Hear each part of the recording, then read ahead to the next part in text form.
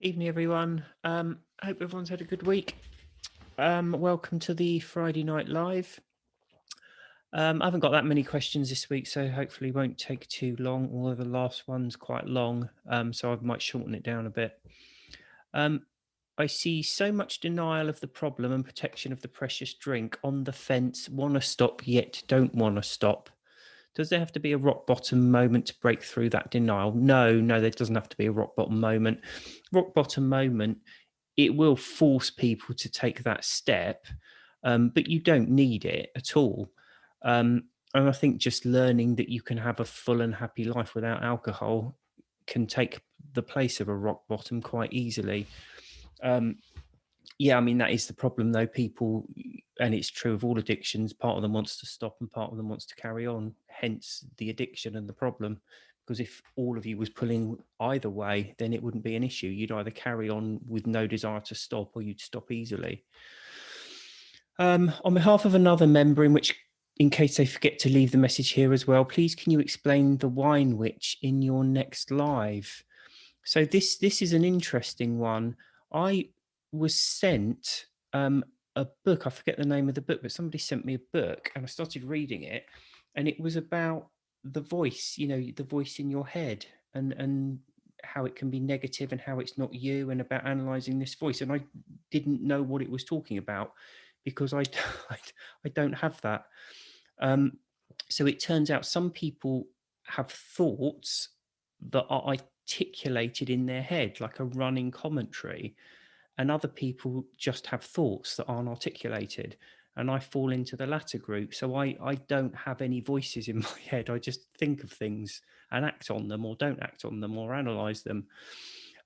So I don't have voices in my head articulating my thoughts for me. Um, and yeah, it's a bit of a strange one because I think a lot of people don't even appreciate that there's two ways of thinking, either articulated, vocalized thoughts or just the thoughts. And when you hear that there's another type of person, it is very odd. I mean, for me, it seems extraordinary to think that people just have this running commentary through their minds all the time. It must be exhausting. Um, but anyway, so and of course some people, and I kind of got this from Stephen King books. He when he's writing, he writes in the articulated thoughts, but for him these voices often take on voices of people he knows, who are like different parts. So the wine witch is just your articulated thoughts about you want to drink. So for me, I didn't have that. I just think I want a drink, and then I'd start debating on whether to have one or not. But for other people, it's a voice in your head saying you want to drink. Or that's how I understand it anyway. But that's all the wine witch is. It's you. It's the part of your brain that wants a drink, and it's just that being articulated, and it may or may not be in a specific different voice. So one of the ways of dealing with it is to recognize it as the wine witch or the addicted voice, and then to make it your enemy and to take pleasure in not doing what it's asking you to do, which I think is fine if it works. Obviously, it doesn't work for me and people like me, and I think we are in the minority, i.e., people who don't have articulated, vocalized thoughts and just thinking thoughts. This is probably a bit confusing. But I think secondly as well, it is you. It's you that's thinking it. So if something in your head is saying you want to drink, whether it's a thought or articulated, it's because part of you wants to drink. And that will be based on conscious or subconscious reasons, i.e., I think it would relax me. It will help me sleep. I've had a miserable day and it will help take the edge off things. I can't relax without it. I'm not enjoying this social occasion without it, whatever it might be. And rather than just sitting there and ignoring it or trying to take pleasure in not doing what it's telling you to do, for me, it's better to kind of get behind it and stop having those thoughts, i.e., to understand how it's not helpful to drink at all and to negate the thoughts in the first place. Um, Happy Thanksgiving. Yeah, of course it's Thanksgiving, isn't it? I give thanks for you, William Porter, and everyone here in this support group. Thank you. William, can you please add to your topics tomorrow how alcohol affects our emotional regulation? I need to hear that again and again. Thank you. Well, that's a good question, and I do tend to talk about the same stuff over and over again. And I don't think I've talked about this for a long, long time. And of course, it is a very, very important part of drinking. So there's a part of your brain, it's the limbic system, I believe, and it does a few things. It sorts memory out for one, but it also regulates emotion. And it's particularly vulnerable to the intoxicating effects of alcohol. So that part of alcohol that depresses or inhibits nerve activity. So when you drink alcohol, the limbic system is very, very quickly taken out of action and anesthetized. But one of the jobs it does is to regulate emotion. So emotion in the human brain, it's set off, and then the limbic system jumps in and dampens it down. So what happens when you start drinking? You become unable to regulate your emotions. So the more you drink, the more emotionally unstable you become. So if something happens to annoy you or upset you, take a typical example. If someone says something and it was maybe a silly comment, not meant particularly unpleasantly, and it annoys you a bit, but you just sort of brush over it. If you've been drinking, you won't be able to do that, because that part of your brain that jumps in and calms things down isn't working. So, just a silly little comment or something can really upset you or cause you to be really over the top angry. And this is, of course, why there's such a correlation between drinking and violent crime. People they're on an emotional hair trigger when they're drinking, because any kind of emotion, when set off, just keeps running and running and escalates and escalates. And I think people are kind of on board with that, because we do, if you think of someone really drunk, stereotypical ideas of them are, people crying into their pint glass because they miss their ex, or, dialing up exes at 4 a.m. because you really miss them, or getting into arguments and fights that you wouldn't normally get into when you're sober. So people are kind of on board with that. But this is one of these strange things with alcohol, where it's kind of really sorry, get messages in. I'll put it on silent. So that's one of the strange things with alcohol, where we have this thing where we have two very distinct ideas about it at the same time, because everybody is on board with the fact that when you drink, you become very emotionally unstable.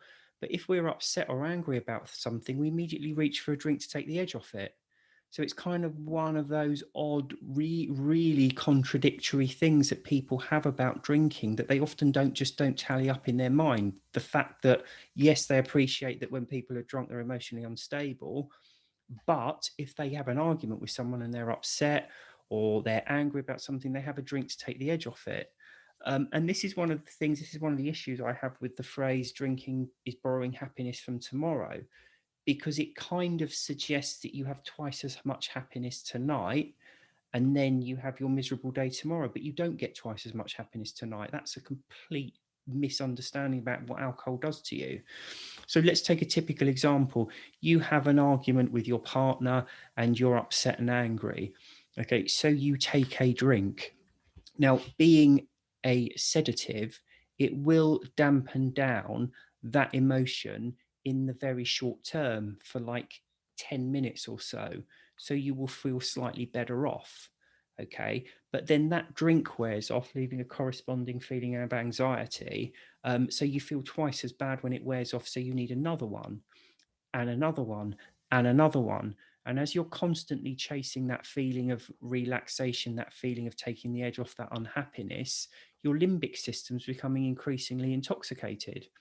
And as it does so, you become increasingly upset and angry as you're drinking. So it's not borrowing happiness from tomorrow. What you see when people start drinking for emotional reasons is kind of like a graph where it goes very quickly downhill, because they get a very minor boost from the drink, but then as it wears off, they get worse and have another one and another one and another one.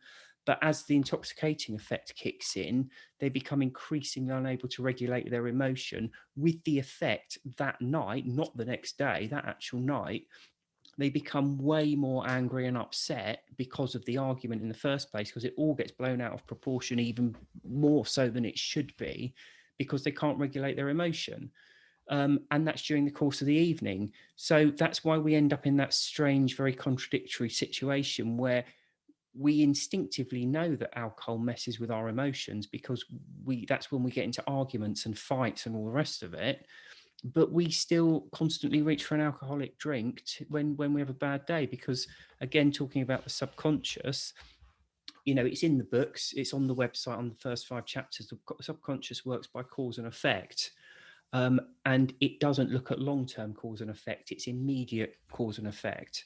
So all your subconscious knows is, I've had an argument, I'm upset, I have a drink and I feel better. Oh, right, okay, so every time I'm upset or whatever, I'll have a drink, and it trigger the thought for a drink because that will make me feel better. It doesn't look at the long-term picture, where an hour or two into the drinking session, you're 3 times more angry and upset than you were before you started.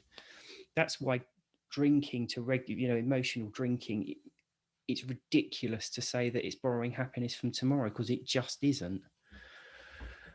I have children, twin girls aged 9, who are yet to start to want to drink, but are going to get more exposure to it and probably pressure from friends in the next few years.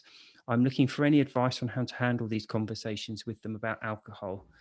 I've only recently fully understood the truth about alcohol, 10 months alcohol free, and I would rather they didn't go through some of the same struggles I did over many years. Obviously, reading Alcohol Explained is great for older teenagers and adults, but advice for getting the same concepts across to younger kids and hopefully turn them off alcohol before they even start.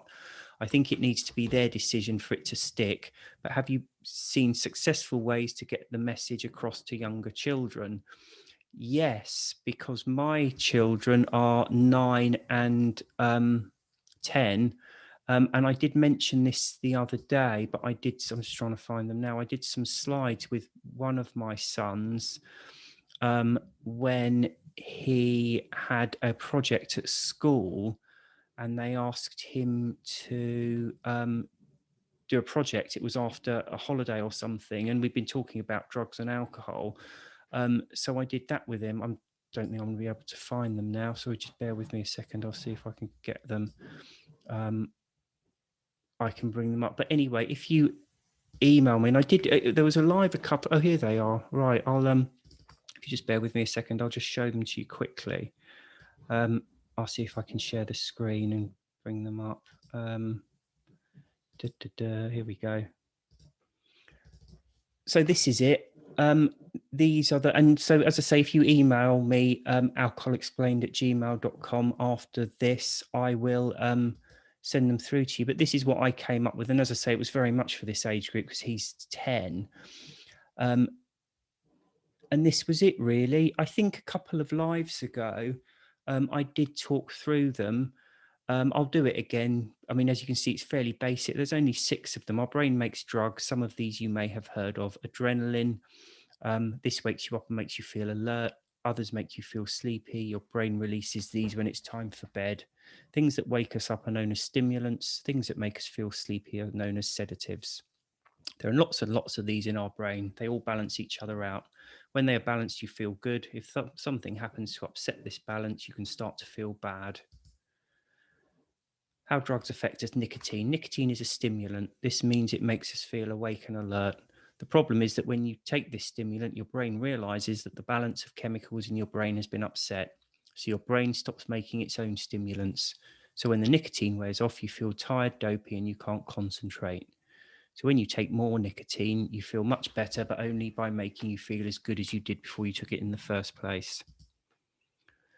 Alcohol is the opposite to a stimulant. It makes you feel tired and relaxed. Again, your brain realizes the balance has been upset, so it releases more stimulants to wake you up.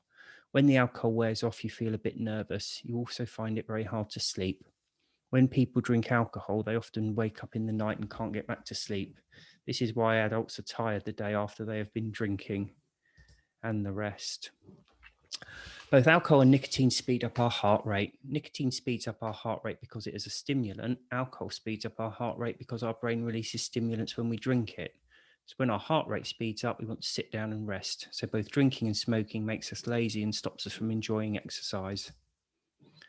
Addiction is when we can't stop doing something even if we want to, because when the drug wears off, we feel bad. And when we feel good, when we take another dose, we can become addicted to them. This is because however much we know the drugs are bad for us, we need them to feel good. Addiction is like being very hungry for something, but instead of being hungry for food, which is good, the hunger is for a poison. So if you email me, I'll send them through. If you do use them, let me know what you think, because I'm working on an online course at the moment for Alcohol Explained and Alcohol Explained 2. And I'm going to do a shorter course for children. So I really would appreciate some feedback if anyone uses them and finds some of it a bit complicated or not so good and finds other way of explaining things. Please do let me know. That would be much appreciated. But as I say, if you email me at alcoholexplained@gmail.com, I can send those through to you. I've lost my questions now. Here they are.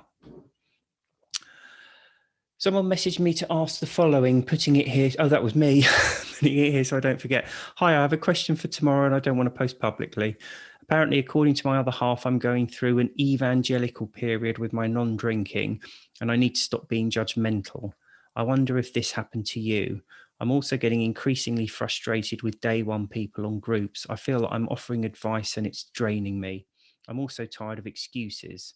This then makes me feel bad that I'm not wanting to help others. I'm a year no drinking next week. Do you think this is a common phase of sobriety? Any advice? So there's a few questions there. One is about your other half saying that you're being evangelical about not drinking. Now, there's a few points to say there, and that is I don't know the answer to that, because you may be. I mean, if you're going around saying things like, I don't know, look at that disgusting thing you're drinking, you look like a complete idiot, it stinks, all the rest of it, then you are being evangelical. It might also be true, to be honest, and in fact it is. But we do need to be political around people. If someone's annoying you or you meet someone who doesn't smell very good, you don't tell them.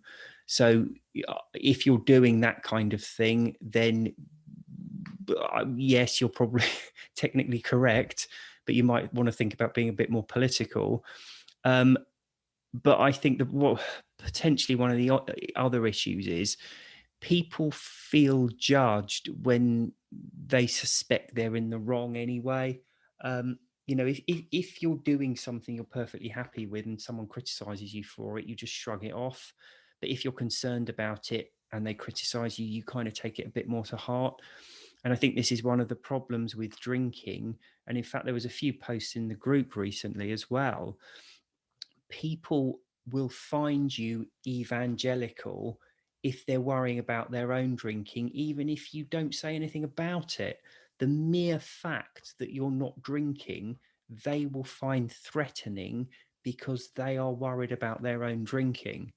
And in their own mind, it will shine a light on their own drinking, because don't forget the dynamic, so forget Alcohol Explained and how we come to understand alcohol and see it in a different way to the rest of society. Forget all that for a minute. Anyone who drinks knows it's not good for them because they wake up feeling rubbish. There is a tendency to drink too much. And when they do that, they wake up feeling absolutely rubbish. And they know that, even when they're not drinking too much, they're waking up in the night and feeling tired and lethargic. And at the end of the day, they will know for a fact, even though they'll hide their mind from it, that when they were a child, they used to go out and enjoy parties and they didn't need alcohol. So somewhere in there, they will know that they're in the grip of something unpleasant. And then they will see someone who is enjoying themselves and out there enjoying life without alcohol, and it really puts a spot on things. People are very, very defensive of their drug as well. They don't like to hear anything against it. And as I say, even you sitting there not drinking can be enough for people to feel threatened. That is their problem, not yours. Okay, absolutely. So it's very hard for me to say, are you being evangelical or not? Because I don't know what you're doing. But you think about what you're doing. If you are sort of pulling your other half up all the time about their drinking, then you probably are being a bit evangelical. But if you're not doing that, and you are not drinking and even saying how good you feel, well, you have every right to do that. And the problem is not with you, it's with them, probably because they're concerned about their own drinking. The other question now, I'm getting increasingly frustrated with day one people on groups. I feel that I'm offering advice and it's draining me. I'm also tired of excuses. Then this makes me feel bad that I'm not wanting to help others. So there's a few things to say there. if you're feeling like that, take a step back for a bit, because it takes, teaching or helping other people does take a bit of energy. And sometimes you'll be all fired up for it, and sometimes you won't. Sometimes you find it very frustrating, and sometimes you don't. And it also depends on who you're communicating with, because a lot of it is to do with communication. And some people you'll communicate well with, and others you won't. It's just not that you're doing something wrong, just different people communicate in different ways. And it can be very draining if you're offering advice and it's not helping people. So feel free to take a step back. You're a year no drinking. It's very nice of you to help other people, but there's no onus on you to. Do it if you're enjoying it, and if you're not, don't. And as I say, you don't have to just stop forever. Just have a bit of a break from it. I mean, for me, I sometimes go in the group more times than others, and social media generally can be quite draining sometimes. And you can get kind of bogged down in the mire of it, which I try to avoid doing. So sometimes it's just easier to take a step back. So I would say do what's right for you. Helping other people shouldn't be a chore. It should give as much to you as to the people you're helping. And if you're going through a phase where it doesn't feel that way, then, as I say, feel free to take a step back. Hi, William. I drank last Wednesday and it really hit me bad. It was first time in 7 months. My daughter wants me to do a weekly AA group now. I want to convince her that this group is better for me as we focus on the positive side of alcohol free. I need to stick with the group and do the Friday lives more. Well, it's different things work for different people. AA is the big name, and that's what people will often suggest, but it doesn't necessarily work for everyone, and you need to do what's right for you.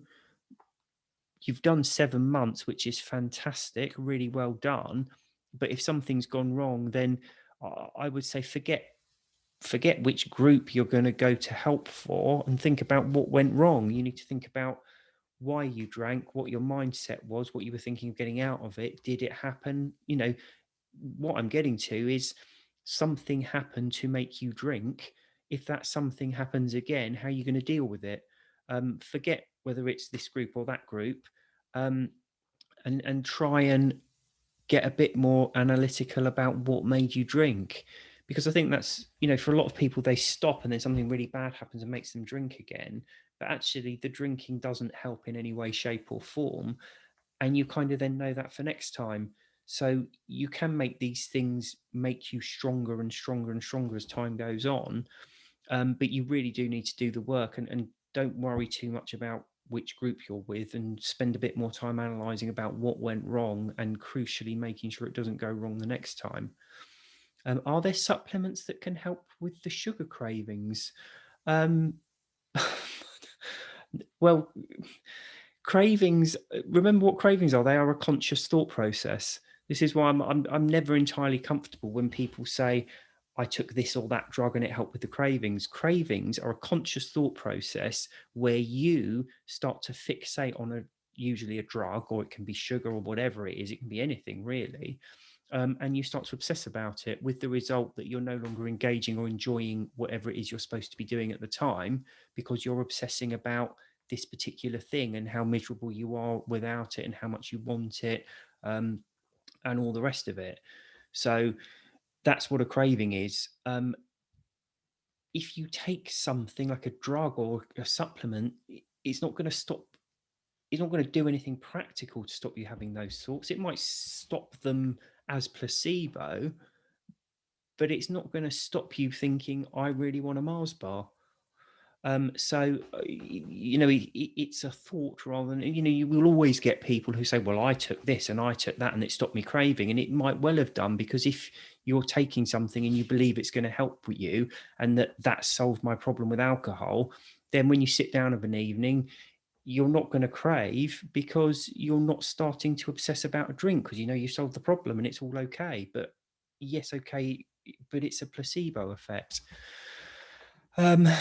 When your husband is your drinking buddy for a long time, how to break the cycle? I assume you mean the cycle of drinking, and the answer is in exactly the same way anyone else does. Your sobriety has to be for you and can't be reliant on anyone else.